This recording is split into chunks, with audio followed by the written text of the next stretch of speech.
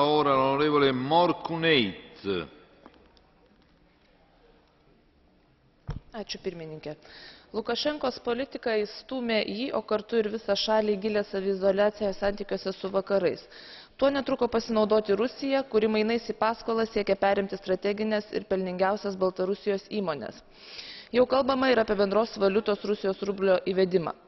Artėjantis susitikimas su Rusija turėtų būti išnaudotas atkreipiant dėmesį į situaciją Baltarusijoje. Nekalbu apie derybas su Rusija dėl Baltarusijos, nes tai tik pripažintų, kad Rusija turi kažkokias ypatingas teisės į šią šalį. Tačiau privalome įspėti aukščiausiu lygiu, kad įtakos kaimyninėje valstybėje stiprinimas, pasinaudojant susiklosčiusią situaciją ir derantis su tautos neatstovaujančiu autoritariniu režimu, yra nepriimtinas.